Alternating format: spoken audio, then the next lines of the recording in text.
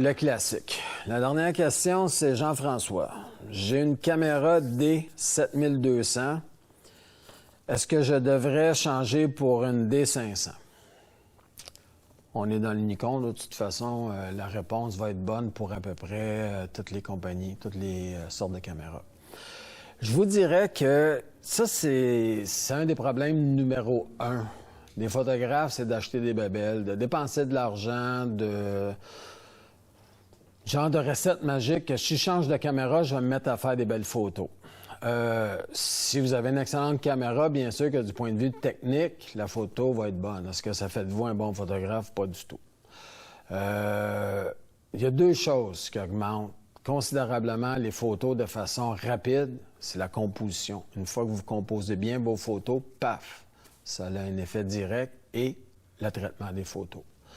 Je vous dirais que de changer d'appareil, je vais vous donner de la façon que je le fais, moi. Moi, je me dis, quand me vient l'envie de... Puis c'est aussi bon pour les lentilles, de changer un appareil, un boîtier ou une lentille, je me pose la même question. C'est-à-dire, est-ce qu'il y a juste moi qui va se rendre compte du changement d'appareil? Est-ce que ça va paraître dans mes photos? Est-ce que les gens vont se rendre compte que je fais de plus belles photos, que mes photos se sont améliorées? Si la réponse est oui, à ce moment-là, oui, ça vaut la peine. Pour la question qui est ici, c'est deux appareils qui sont à peu près similaires. Donc, le D500, c'est comme un petit peu au-dessus. C'est vraiment le meilleur des DX chez Nikon.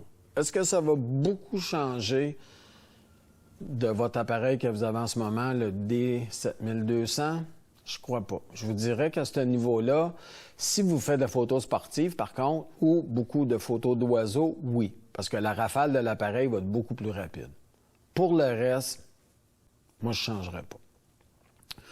Ce qui arrive à un moment donné, c'est qu'on dépense beaucoup d'argent au mauvais endroit.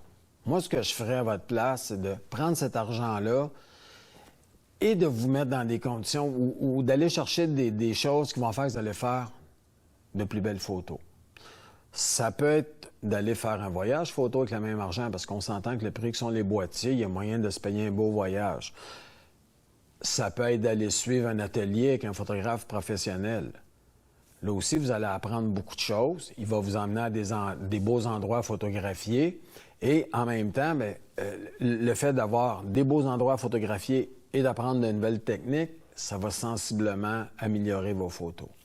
L'autre chose auquel il faut penser là-dedans, c'est que des fois, ça vaut la peine aussi de prendre des cours de traitement d'image et de choses comme ça. Comme je vous le disais précédemment, le traitement d'image, pour moi, c'est 50% de l'image.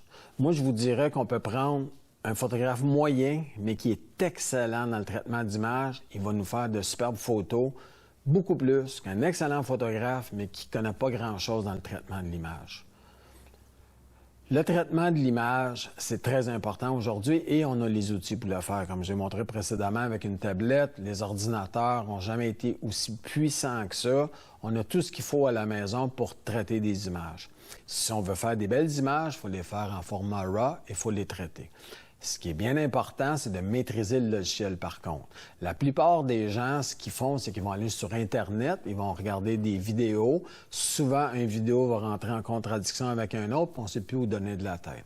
Fait que moi, je vous dirais, personnellement, ce que vous devriez faire avec l'argent que vous avez, sauver en ne changeant pas de boîtier, c'est d'aller chercher une certaine expertise. C'est des professionnels de l'image qui vont vous montrer comment bien traiter une image, comment bien la sortir, comme on appelle, la préparer soit pour l'écran, la préparer soit pour l'impression. C'est deux choses complètement différentes, puis c'est deux choses qui sont bonnes à savoir, puis qu'il faut faire correctement aussi. Parce que souvent, les gens, ils regardent l'écran, puis sont contents de leurs photos, ils vont les porter au coin de la rue pour les faire imprimer, puis ça sort pas aussi bien, parce que c'est deux médiums différents. Il y en a un, c'est un écran qui fonctionne avec des LED, puis l'autre, ça fonctionne avec des encres. Fait qu'il faut vraiment apprendre la différence entre les deux. Fait que c'est le genre de courrier de l'œil qu'on va faire une fois de temps en temps. Je vais ramasser des questions. Fait que gênez-vous pas. Envoyez-moi vos questions. Les questions qui reviennent les plus souvent, bien, je vais les faire ici au cours de l'émission. Les autres, je vais vous répondre personnellement, ça va me faire plaisir. Fait que à la semaine prochaine. Passez une belle semaine. Conseil numéro 1, sortez, allez faire de la photo, allez vous amuser. On se revoit. Ciao.